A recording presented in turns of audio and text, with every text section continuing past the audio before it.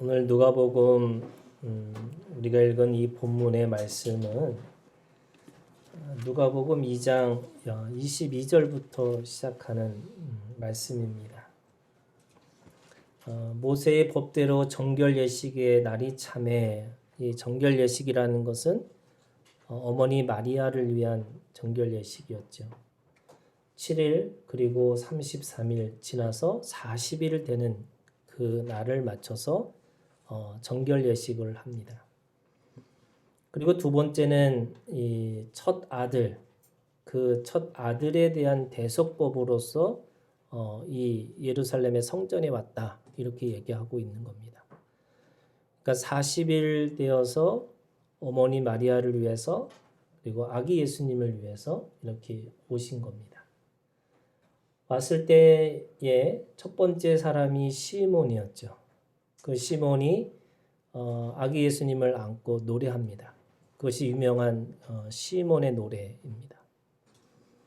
이방인에게 빛이었고 그리고 이스라엘에게 영광이었다. 그리고 이스라엘의 위로라고 하는 바로 예수님이 진정한 이스라엘의 위로자라 이렇게 말씀하고 있는 거죠. 그리고 우리가 오늘 읽은 그 36절에 안나라고 하는 선지자가 와서 예수님을 증언합니다. 이 말씀은 사실은 이 40일 지나서 들어오는 그 성전에 들어오신 아기 예수님을 한 사람은 안고 한 사람은 그에 대해서 말하는 거죠. 이 두 가지, 그러니까 두 사람의 이 증언이라고 하는 것은 사실은 굉장히 중요한 의미를 가지고 있습니다. 신명기 19장 15절에 있는 말씀에 보면 사람의 모든 악에 관하여 또는 모든 죄에 관하여는 한 증인으로만 정할 것이 아니요 두 증인으로 입으로나 또는 세 증인의 입으로 그 사건을 확정할 것이다. 이렇게 말씀하고 있어요.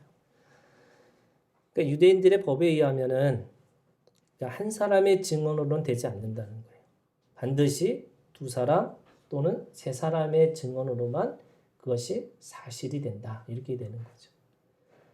그러니까 예수님이 이 성전에 들어오셨을 때에 그 성전 들어오는 사람들에게 어떻게 보면 남자의 대표로 시몬이 그리고 여자의 대표로 안나가 지금 증인으로 그렇게 섰다는 것을 볼 수 있습니다.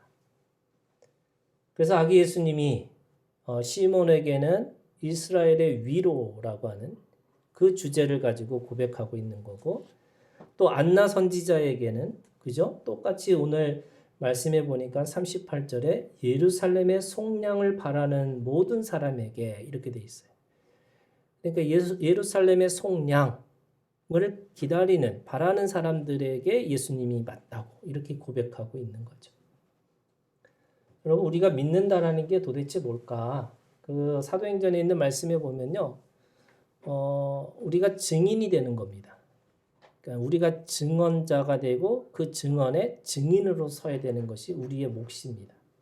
마지막 심판 때에 우리가 할 수 있는 것 중에 하나가 뭐냐면 예수님이 맞다고, 예수님이 옳다고 고백하는 겁니다. 그런데 그렇게 옳다고 맞다고 고백하는 것은 결국 뭐냐면 내가 증인이 되는 겁니다. 그런데 내가 증인이 된다는 것은 여러분 생각을 해보세요. 내가 아무것도 보지 않았는데 증인이 될 수 있나요? 내가 아무것도 듣지 못했고 아무것도 경험하지 않았는데 어떻게 증인이 될 수 있을까? 못 되는 거죠. 보고 들은 사람만이 더 정확하게 얘기하면 몸으로 경험한 사람만이 반드시 증인으로 살 수 있다는 겁니다. 하나님은 굉장히 인격적이신 분이에요. 그러니까 선신과 악신을 만들어서 선신과 악신이 싸우는 것이 세상이 아니고요. 하나님은 유일신으로 하나님은 어떻게 보면은 악한 존재라고 하는 사탄도 만드셨습니다. 근데 사탄이 가지고 있는 능력 중에 하나가 자유의지였어요. 자유의지를 가지고 하나님을 배신한 거죠. 하나님을 거역합니다. 하나님께서 마음대로 어떻게 보면은 내가 창조주니까 내 마음대로 너는 심판을 받아야 돼라고 하지 않으셨어요. 왜냐하면 하나님은 굉장히 인격적이신 분입니다. 인격적이라는 게 뭐냐면 그 마음에 있어서 충분히 동의가 되고 충분히 그것이 합의가 됐을 경우에 그것이 받아들일 수 있어야 된다는 거예요. 하나님은 폭군이 아닙니다. 그렇기 때문에 어떻게 보면 하나님이 마음대로 심판하실 수 있지만 심판하지 않으셨어요. 그래서 어떻게 심판을 하시느냐? 두세 사람의 증인이 필요한 겁니다. 그 두세 사람의 증인이 누구냐면 내가 돼야 되는 거죠. 사단은 틀렸고 예수님이 맞습니다. 강력한 능력과 강력한 힘을 가지고 있는 그 사단이 옳은 것처럼 보이지만 너무나 연약하고 너무나 보잘것없지만 그분이 우리에게 영원한 진리고 영원한 생명이라고 우리가 고백하는 그 증인으로서 그렇게 고백해야지만 하나님이 그를 심판하시는 거죠. 우리가 마지막에 결국에는 증인으로 서야 됩니다. 그 증인으로 산다는 것은 내가 입으로 예수님이 옳습니다. 이거 안 되는 거예요. 무슨 말이냐면 내 몸에 흔적이 있어야 되는 거죠. 내가 직접 보고 내가 직접 경험한 그 증인의 증언이 반드시 효과가 있는 거죠. 그런 의미에서 여러분 오늘 우리가 주님 앞에서 두세 사람의 증언이 옳은 것처럼 오늘 우리가 주님 앞에 마지막에 갔을 때 우리가 증인이 되기를 주님의 이름으로 축복합니다. 여러분 이 믿음이 있으셔야 돼요. 그래서 오늘 우리가 가지고 있는 것 중에 하나가요. 주님이 옳습니다. 이게 당신이 옳습니다. 이걸 고백하고 살아가는 겁니다. 그런데 오늘 우리가 읽은 이 말씀에 보면요. 똑같이 시몬이라는 사람이 남자의 대표로 또 여자 대표로 이 안나가 이렇게 나타나는 거라고 생각하는 건데 시몬은 길어요. 그죠? 시몬의 가지고 있는 고백이나 이 말씀이 굉장히 22절부터 시작해가지고 35절까지 가는 거잖아요. 그런데 오늘 짧은 우리 3절 딱 안나라고 하는 사람의 그 이야기의 고백이 36절에서 38절 3절밖에 없습니다. 어느 성경에도 없는 겁니다. 그런데 시몬에게 없는 이 안나라고 하는 사람에게 있어서의 아주 특별한 어떻게 보면 이게 기록이죠. 뭐라고 기록하냐면 36절에 보니까 아셀 지파 바누엘의 딸 안나라는 선지자. 이게 이제 안나라고 하는 사람에 대한 설명입니다. 여러분 기록의 해석이에요. 왜냐하면 시몬은 그런 족보가 없었습니다. 시몬은 어떤 사람인지 그렇게 우리에게 알려주지 않았습니다. 그런데 왜 안나라는 선지자는 이 여자 선지자는 왜 그렇게 그 지파와 그 아버지의 이름이 중요할까? 그것은 기록의 해석인 것처럼 그것이 그 안에 분명한 이유가 있었겠죠. 자, 첫 번째 보면요. 이 아셀이라고 하는 아셀 지파, 이 아셀이라는 이 사람은 야곱의 12아들 중에 8번째 아들입니다. 이게 어떻게 보면 이게 별로 이렇게 알려지지 않는 족속이죠. 우리가 뭐 유명하다 그러면 유다 족속이 있고, 그죠? 뭐 에브라임이 있고, 뭐 여러 가지 뭐 시몬이 있고, 뭐 여러 가지 이름 아주 유명한 사람들이 있는데 이 아들은 그렇게 유명한 아들이 아닙니다.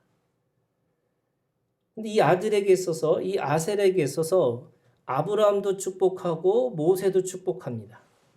우리가 창세기 49장에 보면은 야곱이 축복해요. 아버지로서 각각의 아들들을 축복하는 그 순간이 있죠. 또 모세가 그 땅을 다 차지한 다음에 각각의 족속들에게 축복하는 그 말씀이 있습니다.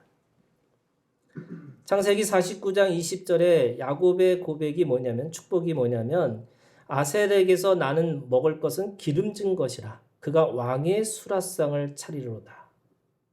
그 족속이 그 음식이 굉장히 기름진 음식이기 때문에 왕궁에다가 조달할 수 있는 그런 음식들을 그렇게 조달할 수 있는 족속이 될 것이다 라고 축복하는 겁니다. 신명기 33장 24절에 모세의 축복도 있습니다. 아셀에 대하여는 일렀으되 아셀은 아들 중에 더 복을 받으며 그의 형제들에게 기쁨이 되며 그의 발이 기름에 잠길지로다. 네 문밑장은 철과 놋이 될 것이니 네가 사는 날을 따라서 능력이 있으리로다. 이 아세지파를요 그냥 닉네임으로 어떤 게 어떻게 보면 그냥 별명처럼 부르는데 곡물지파라고 합니다. 그냥 그 정도로 곡물이 풍부하고 부유한 거죠. 그런 의미에서 지금 이 아세지파의 딸 안나라고 하는 의미는 이 안나라고 하는 사람이 굉장히 부유하고 풍성한 그 지파 속에 속한 사람이라고 하는 의미가 있겠죠. 그런데 그 사람이 뭐 해요? 37절에 있는 말씀에 보니까 주야로 금식하며 기도함으로 이렇게 돼 있어요. 주야로 금식하며. 그러니까 이 안나라는 이 사람은 그냥 받은 축복이 있는 사람이에요. 그걸 가지고 충분히 누릴 수 있는 사람인데 스스로 그거를 받지 않고 자기는 주야로 금식하고 있다. 이렇게 이야기하고 있는 거죠. 지금 이 아세지파라는 말과 금식하며 라고 하는 이 말씀이 서로 대조되어 있다는 거예요. 그러니까 그거 누릴 수 있는 걸 누리지 않고 스스로 절제하고 스스로 내려놓다는 거죠. 두 번째요. 그 아버지가 오늘 말씀해 보니까 뭐라 하냐면 바누엘의 딸 안나라고 얘기하고 있죠. 이 바누엘의 딸 안나, 이 바누엘이라는 말이 뭐냐면 히브리어로 말하고 하면은 분이엘이라는 뜻입니다. 분이엘이라는 게 무슨 뜻이에요? 하나님의 얼굴이라는 거예요. 야곱이 하나님의 얼굴을 본 그곳을 그냥 분이엘이라고 지명을 짓잖아요. 그러니까 내가 그 하나님을 만난 곳, 하나님의 얼굴을 본 곳, 그게 분이엘입니다. 그러니까 이 바니엘의 딸이라는 말의 의미는 그 아버지의 이름, 그죠? 주의 얼굴을 보기 위한 존재라고 자기 스스로를 얘기하고 있는 거죠. 안나는요, 아기 예수님을 얼굴을 본 것밖에 없습니다. 물론 그 아기 예수님에 대해서 설명하기 위해서 예루살렘의 속량이라고 하는 주제를 가지고 선포하는 선지자지만 그게 그의 인생에서 가장 중요한 일은 뭐냐면 아기 예수 얼굴을 보는 거예요. 그러니까 이 바누엘의 딸 안나라는 말, 이 바누엘의 딸이라는 말의 의미가 뭐냐면 그 아버지의 이름이 자기의 사명으로 살았다는 거예요. 이게 이제 그런 의미에서 지금 아세지파의 바누엘 딸, 이 두 가지가 사실은 다 이게 대조가 되어 있는 거죠. 풍부하고 부유한 곡물지파였지만 스스로 곡기를 끊습니다. 그리고 아버지의 이름, 아버지의 사명이 주의 얼굴이라고 하는 그 이름을 가지고 내가 살겠다라고 하는 게 자기 자신이라는 거예요. 그리고 세 번째 보니까 뭐라고 되어 있냐면 선지자 이렇게 되어 있습니다. 선지자가 어떤 사람이에요? 선지자는 하나님의 음성을 듣는 사람이에요. 그 들은 거를 1.1핵이라도 가감없이 이스라엘 백성, 하나님의 백성들에게 전달하는 사람입니다. 이게 선지자예요.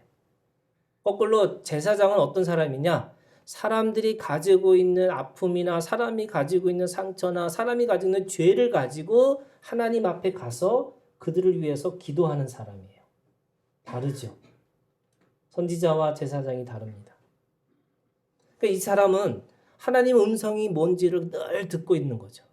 그리고 그것을 위해서 그 이스라엘 백성들에게 전달합니다. 무엇을 들었을까요?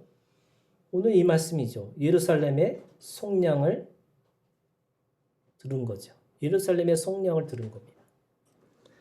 예루살렘의 속량, 여러분 예루살렘의 속량, 예루살렘이라는 곳이 어떤 곳이냐? 그죠? 예루살렘이라는 게 어떤 곳이냐면 하나님의 영광과 하나님의 임재가 임하시는 곳, 하나님의 성전이 있는 곳이 예루살렘이죠. 그런데 예루살렘의 성전이 있는 곳에 누가 있어요? 거짓 왕 헤롯이 있습니다. 그리고 거짓 평화 로마의 총독이 있습니다. 그리고 바리새인과 사두개인이라고 하는 하나님을 믿는 거지만 겉으로 믿는 거고 속내는 하나님을 거부하고 하나님을 믿지 않는 가면과 위선의 종교입니다. 그 예루살렘을 위한 속량, 그것을 어떻게 보면 선지자로서 말씀을 전하고 있는 거죠. 어떤 때는 그들을 비판합니다. 어떤 때는 그들에게 심판을 얘기합니다. 어떤 때는 그들이 회개하기를 돌아오기를 구합니다.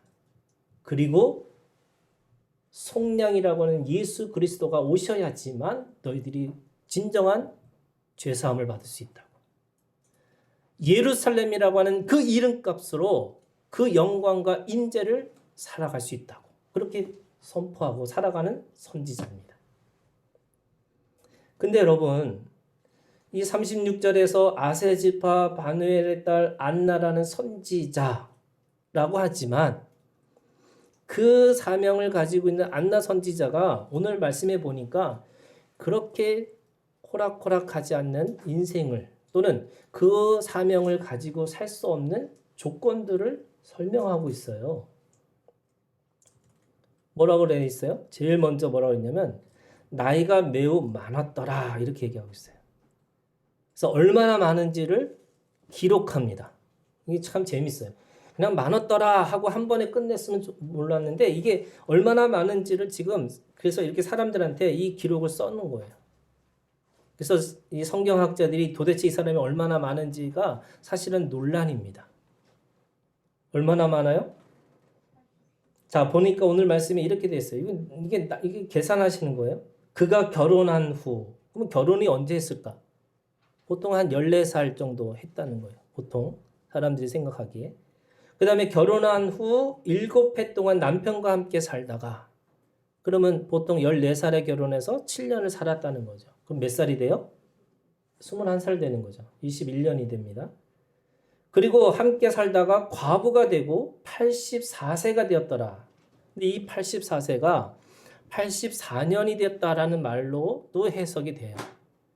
그러니까 84세가 됐다라고 하는 말은 그냥 전체를 합쳐서 84세가 됐다라고 하면 되는 건데 84년이 됐다고 그러면 어떻게 되느냐? 그럼 84년에다가 21년 더하면 그죠? 105세가 됩니다. 그래서 어떤 사람들은 105세라고 얘기하는 사람도 있고 또 어떤 사람은 84세가 됐다라고 얘기하고 이게 이제 논란이에요. 근데 중요한 건 뭐예요? 나이가 많았더라. 나이가 많았더라. 그러니까 지금 나이가 많은 것에 대한 어떻게 보면 왜 그렇게 나이가 많은 것에 대한 이야기를 했을까? 그게 뭐냐면 어떻게 보면요. 지금 아셀지파와 바누엘의 딸 안나라고 하는 선지자, 그 예루살렘의 속량이라고 하는 주제를 가지고 사람들에게 그것을 선포하는 선지자로서의 역할을 하는데도 불구하고 그에게는 어떻게 보면은 자신의 장애물이 있었다는 거예요. 나이가 많은 게 장애물입니다. 그러나 그 장애물에 굴하지 않고 자기는 그걸 전하고 있는 거죠. 아기 예수님을 보기 전까지는 죽지 않는다라고 하는 그 시몬의 그 고백처럼 이 안나에게도 그런 고백이 있는 겁니다. 나이가 많아요? 그래서 이거 못하고 이거 못하고 이거 못하고 못하는 게 아니고요. 오늘 말씀해 보니까 그 나이가 많기 때문에 뭐라고 그래요? 성전을 떠나지 아니하고 주야로 금식하며 기도함으로 섬기더니. 저는 오늘 이 37절에 있는 말씀에 가장 중요한 게 뭘까? 저는 섬기더니라는 거예요. 섬겼어요. 하나님을 섬기는 자입니다. 나이가 많아요. 나이가 많기 때문에 나는 섬길 수가 없다는 게 아니에요. 뭐라 그래요? 섬김의 내용이 달라요. 여러분, 이게 이제 예를 들면 내가 이 사람이 너무나 바쁘고 뭐 일하는 사람이라고 하면 농부였거나 뭐 목자였다거나 이런 직업을 갖고 있는 사람이 성전을 떠나지 않고 주야로 금식하고 기도할 수 있어요? 이게 나이가 많은 사람의 특권이라고 생각해 저는. 예. 아니 그러니까 시간이 남잖아요. 아니 물론 이게 물론 이제 나이가 많다고 해서 다 시간이 남는 건 아니겠죠. 근데 아무튼 이 사람에게는 적어도 나이가 많다는 것 때문에 그것이 자기가 난 이것도 못하고 이것도 못하고 이것도 못하고 하는 게 아니라 그래 내가 이걸 못하는 대신에 다른 사람이 하지 못하는 성전을 떠나지 아니하고 주야로 금식하고 기도함으로 하나님을 섬겼어요. 여러분, 이게 저는 가지고 있는 약점이, 가지고 있는 단점이 하나님 앞에 섬길 수 있는 또 다른 통로라고 믿어요. 여러분, 이거를 보셔야 돼요. 내가 없다 이게 아니에요. 없는 게 아니에요, 여러분.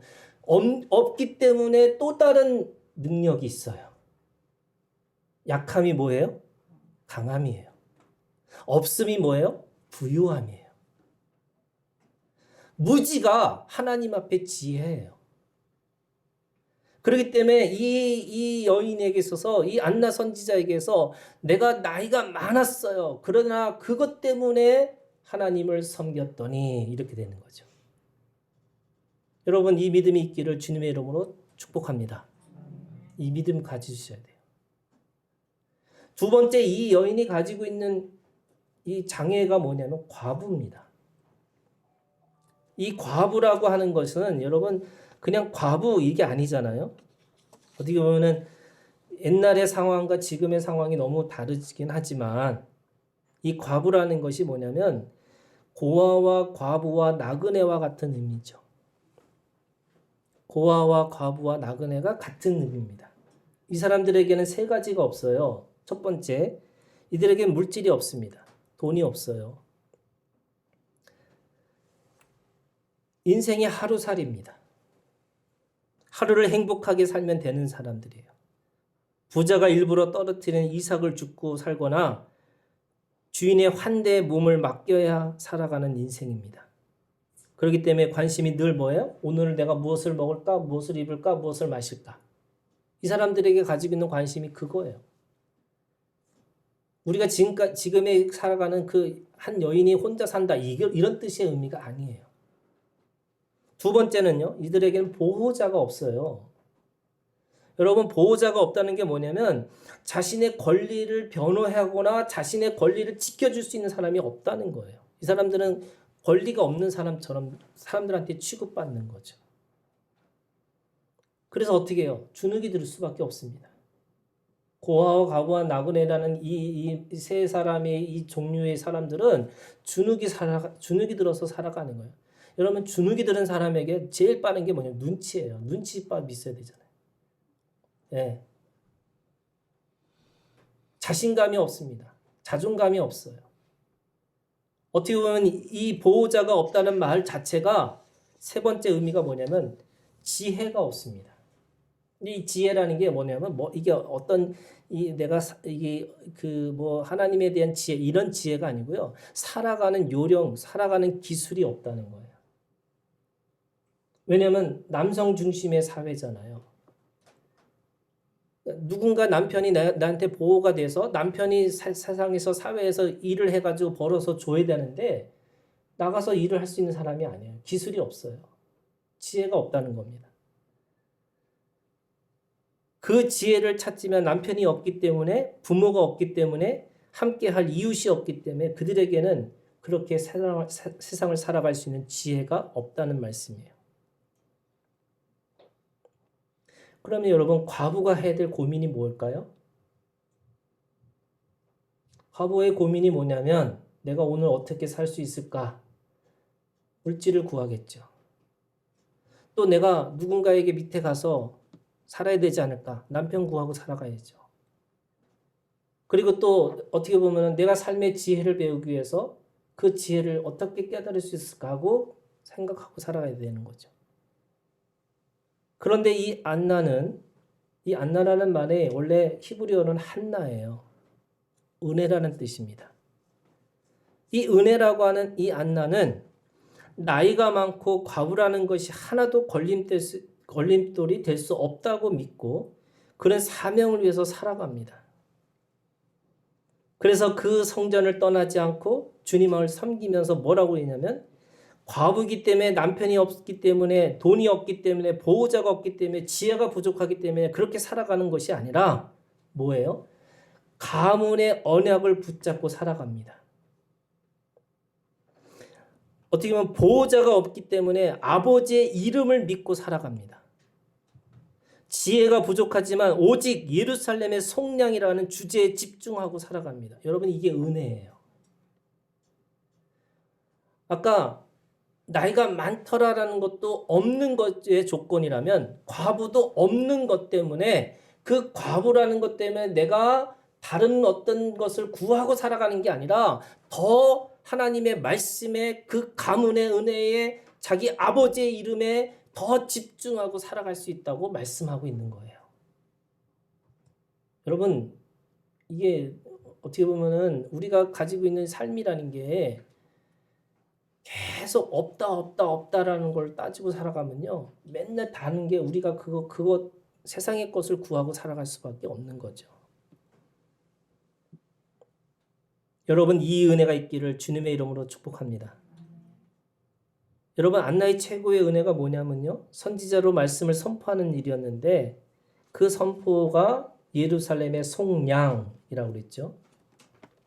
그 속량을 잘 설명하고 있는 말씀이 오늘 우리가 읽은 시편 49편에 있는 말씀이에요.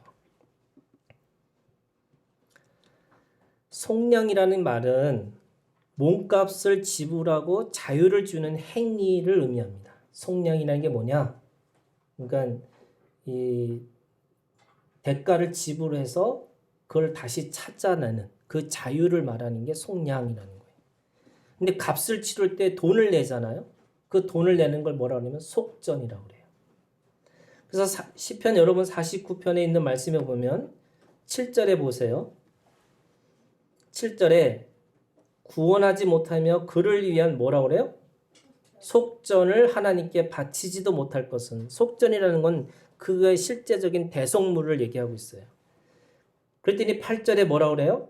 그들의 생명을 속량하는 값이, 이렇게 됐어요. 그러니까 속전과 속량이라는 게 뭐냐? 7절의 속전과 8절의 속량은 속량하는 값이 속전이고 속전으로 자유를 주는 과정이 속량입니다. 그러니까 속전과 속량이라는 의미를 잘 아시겠죠? 예를 들면 예배소서 1장 7절에 있는 말씀에 우리는 그리스도 안에서 그의 은혜의 풍성함을 따라 그의 피로 말미암아 속량 곧 죄사함을 받았느니라, 이렇게 돼 있어요. 속량이 뭐냐면 예수 그리스도예요. 예수 그리스도의 십자가예요. 그러면 속전이 뭘까요? 속전은 예수 그리스도의 피예요. 그 피값을 드림으로 말미암아 그 속량 대신 예수 그리스도의 십자가의 사역이 우리를 죄사함을 주셨다는 거예요. 그러면 그 죄사함을 통해서 오늘 우리가 가지고 있는 이 죄사함을 받은 자, 다시 말해서 예루살렘의 속량, 이게 뭐 예루살렘의 속량이라는 아까 거짓 왕과 거짓 평화와 거짓 이 종교를 가지고 그것을 하나님께서 죄사함을 주시겠다고 말씀하시는 건데, 그거를 받기 위해서는 어떻게 되느냐? 그 받는 자세에 대한, 그 받는 마음에 대한 이야기를 시편 49편에서 얘기하고 있어요. 세 가지입니다.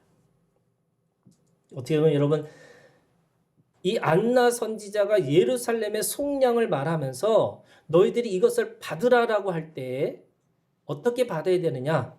첫 번째, 그 마음의 자세입니다. 첫 번째가 뭐냐면 8절이에요. 8절이 뭐냐? 그들의 생명을 속량하는 값이 너무나 엄청나서 뭐라고 얘기하고 있어요? 영원히 마련하지 못할 것이다. 속전을 영원히 마련할 수 없다는 마음이 있어야 돼요. 우리의 죄의 값을 갚으려고 하는 게 어떻게 보면 정성 종교예요. 여러분, 정성의 끝이 없어요. 정성으로 지내는 제사가 어떻게 보면 유교의 제사예요. 뭐 음식을 어떻게 되고 어떻게 하고 절을 어떻게 하고 절을 할 때 어떤 모양으로 해야 되고, 이게 끝없이 정성을 들여야 하지만 그 정성으로 우리의 죄값, 우리의 죄가 사해질 수 있을 거라고 생각하는 거죠. 근데 여러분, 그게 돼요, 안 돼요? 영원히 안 된다는 거예요. 영원히 그 죄값을 치를 수 있는 속전, 그것을 마련할 수 없다라고 하는 이 마음으로부터 우리가 있어야지만 밖으로부터 오는 속전을 받을 수 있어요. 예수 그리스도의 피밖에 그 속전을 치를 수 없다라고 하는 그 믿음은 어디서부터 오냐? 내가 치를 수 없다는 마음이 있어야 되는 거예요. 여러분, 정성이 아니에요. 여러분, 종교는 착하게 살아야지 천국을 간다는 거예요. 근데 여러분, 우리가 가지고 있는 신앙은 천국 가는 사람이 착하다는 믿음이에요. 여러분, 달라요? 다르죠? 착한 사람이 천국 가는 게 아니에요. 믿은 사람이 그 믿음으로 말미암아 착하게 살아가는 삶의 결과가 나오는 거죠. 오늘 우리가 가지고 있는 이 정성과 노력의 죄값으로 우리가 마련할 수 없다라는 이 믿음이 있으셔야 돼요. 여러분, 1만 달란트 탕감받은 이 사람이 왜 자꾸 얼마 안 되는 그 돈을 계속 그 이자를 받으려고 했을까? 왜 그랬을까요? 여전히 그것을 마련할 수 있을 거라고 그 빚을 탕감할 수 있을 거라고 착각하기 때문에 그걸 인색하게 받아내는 거예요. 근데 그게 안 되죠. 이미 탕감받은 건데. 탕감받은 그 마음으로 살지 않으면 절대로 우리는 또 그것을 마련할 수 있다라고 착각하고 살아가는 거죠. 그래서 마련할 수 없다고 생각해야 돼요. 여러분, 이 믿음이 있기를 주님의 이름으로 축복합니다.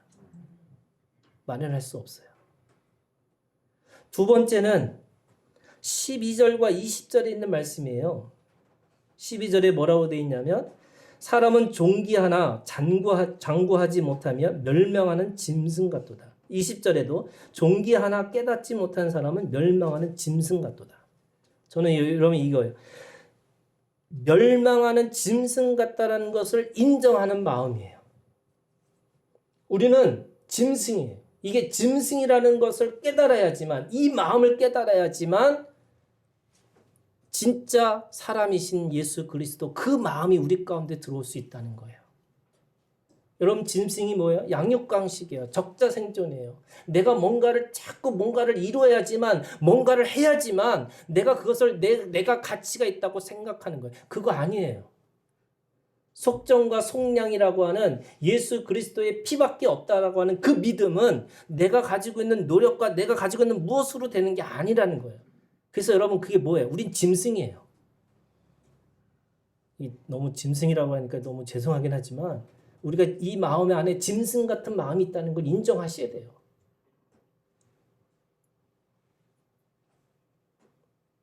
여러분, 사람들이 남편이 있어요. 내가 더 젊었어요. 내가 청년의 힘이 있어요. 그러면 그럴수록요, 어떻게 보면 이 짐승의 논리가 더 잘 통합니다. 저는 안나 선지자가 남편도 없고 아무것도 없고 자기가 그 없는 것에 또 없음으로 금식까지 하면서 그 성전을 지킬 수 있었던 마음이 뭘까? 어떻게 보면 자신의 짐승 같은 그 마음을 내려놓는 거죠. 그래서 예루살렘의 속량, 그 예수 그리스도의 속죄함이 우리 가운데 있지 않으면 안 된다라고 하는 그 몸으로 자신의 것을 보여주고 있는 거죠.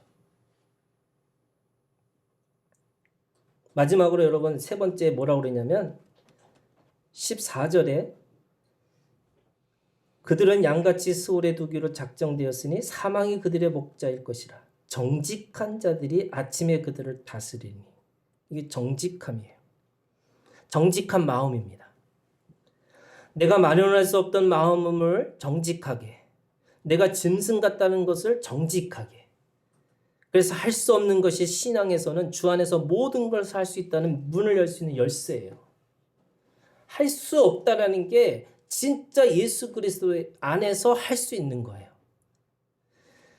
할 수 있다는 거짓 복음이 있습니다. 짐승의 논리로만 우리는 구원받을 수 있다는 가짜 복음이 있어요.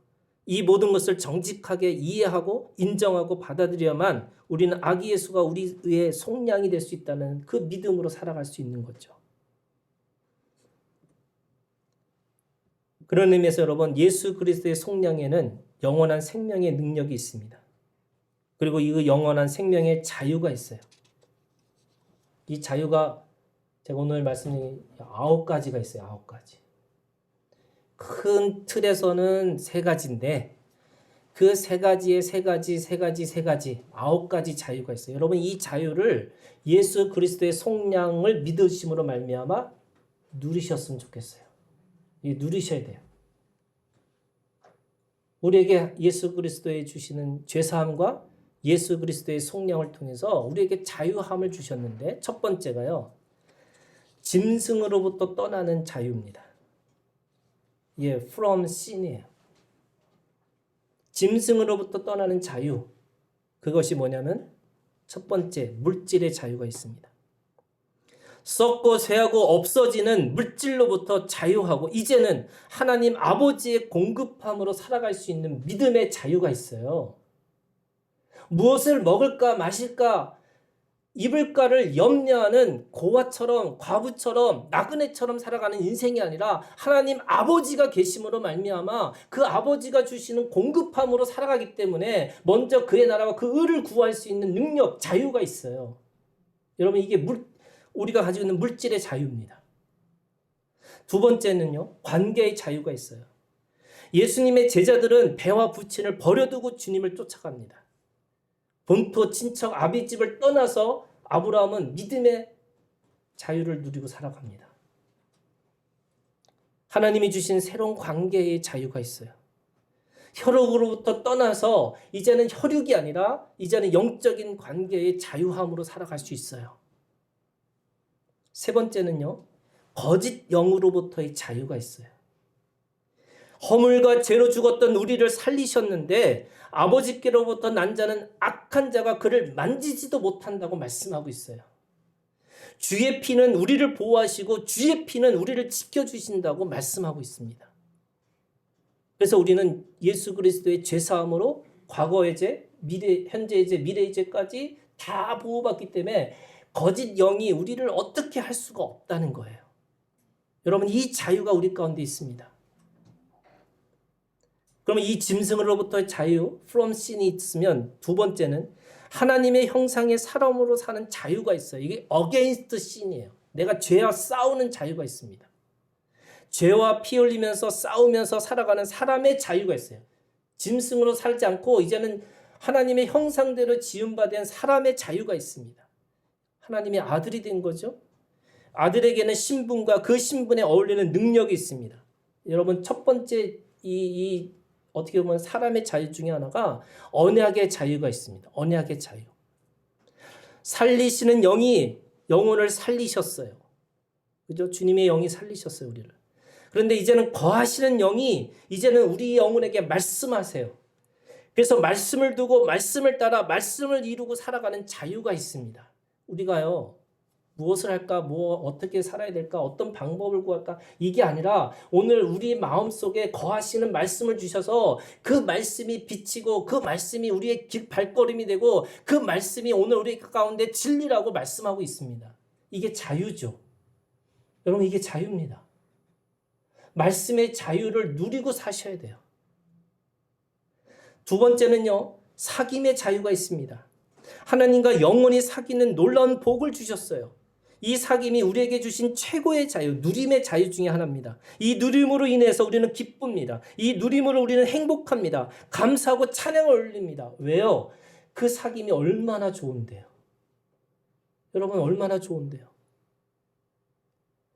우리가 하나님 앞에 외롭고 어떻게 보면 나이가 들면서 과부로 살면서 더 외로워지고 나에게는 왜 아무도 없을까라고 늘 그렇게 고민하고 살아가는 게 아니라 우리에게는 예수 그리스도의 피로 말미암아 예루살렘의 속량으로 말미암아 나와 함께 영원히 계시는 그 하나님의 사귐이 우리 가운데 있기 때문에 외롭지 않아요. 성전을 떠나지 않아요. 주야로 금식하면서도 그것이 배고픔으로 오지 않아요. 그것이 더 기쁘고 더 좋습니다. 왜요? 내가 금식하는 것이 금식으로 끝나는 게 내가 음식을 먹으면서 이게 고통이 아니라 하나님과 더 깊은 더 친밀함으로 들어갈 수 있어요. 세 번째는요. 기업의 자유가 있습니다. 하나님이 주신 일이 있어요. 하나님의 나라의 동역자로 부르시고 그 기업을 우리에게 주셨어요. 하나님의 생명을 맡기셨고 그 생명의 구원을 이루는 것에 협력자로 우리를 사용하기를 원하십니다. 이것이 기업의 자유예요. 하나님과 함께 일하는 거. 하나님과 함께 동행한다는 게 뭐예요? 하나님과 일하는 거예요. 여러분 하나님과 일하고 계시는 거예요? 여러분 그것에 자유가 있어요. 마지막 큰 틀에 세 가지 마지막에 그 하나님이 주시는 자유가 있는데 영광 안에서의 자유가 있습니다. in glory예요. from sin의 자유가 있고 against sin의 자유가 있다면 이제는 죄가 아니에요, 여러분. 죄가 아니라 예수 그리스도 안에 있는 in glory, 영광 안에서 주는 자유가 있어요. 그 자유가 첫 번째, 로마서 2장 10절에 선을 행하는 각 사람에게는 영광과 존귀와 평강이 있으리니 라고 하는 하나님이 우리에게 주신 거룩함의 자유가 있어요. 여러분, 이 예수 그리스도 안에 있는 거룩함이 있어요. 거룩함. 구약의 거룩함이 뭔지 아세요?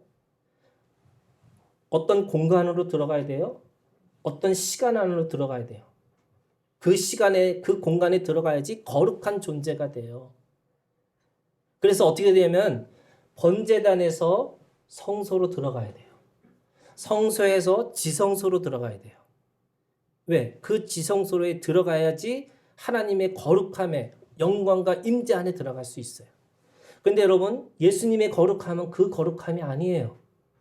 지성소에서 성소로 나오고요. 성소에서 번제단으로 나오고요. 번제단에서 성문 밖으로 나가는 거룩함이에요. 무슨 말이냐? 구약에서의 거룩함은 거룩하지 않는 것과 접촉하는 순간에, 만지는 순간에 거룩함이 떨어져요. 그런데 예수 그리스도 안에 있는 거룩함이라는 건 뭐냐면 거룩하지 않는 것을 잡는 순간에, 그것을 만지는 순간에 그것이 치유되고 회복되어서 거룩함으로 변화된다는 거예요. 여러분, 우리에게 그런 거룩함의 자유가 있어요. 그래서 내가 시간과 내가 공간과 그게 아니고요. 내가 가는 순간에 그 안에 뭐가 있어요? 거룩함이 있어요. 하나님의 영광과 임재가 그곳에 있어요. 우리가 서로에게 그런 거룩함이 있어요. 그래서 여러분, 사람들 만날 때마다 이 고백이 있었으면 좋겠어요. 나를 만나서 복 받을 거라고. 저는 이게 인글로리에 주시는 이 거룩함의 이 자유예요. 여러분 서로에게 좀 얘기 좀 해보세요. 우리 마스크 쓰지만 서로에게 좀 그런 얘기도 했으면 좋겠어. 나 만나서 복입니다라고 얘기해 주세요. 예. 예. 여러분 그거 믿으세요, 진짜로? 믿으셔야 돼요. 우리가 누구 만나서 귀인 만나서 내가 뭐가 복을 받 이거 아니에요. 어디 가야지 내가 복 받 그거 아니에요. 예수 그리스도 안에 있으면 하나님이 내가 가는 곳, 내가 가는 시간, 내가 하는 것 다 예수 그리스도 안에서 거룩함이 있다고요. 두 번째, 존귀함이 있어요. 내가 어떤 순간, 어떤 상황 속에서도 그 존귀함을 빼앗기지 않아요. 여러분, 존귀함이라는 게 뭐냐면 하나님이 주신 권위예요. 예수 그리스도가 죽으심으로 말미암아 모든 만물이 그에게 복종하는 권위를 가지셨어요. 그 예수 그리스도를 믿는 우리에게도 똑같이 우리에게 하나님이 주신 권위가 있는데 존귀함이에요. 그래서 없어도 존귀해요. 내가 아무런 능력이 없어도 존귀해요. 내가 과부라 할지라도, 내가 정말로 아무것도 나이가 늙은다 할지라도 하나님 앞에서 존귀해요. 여러분, 이 믿음이 있으셨으면 좋겠어요.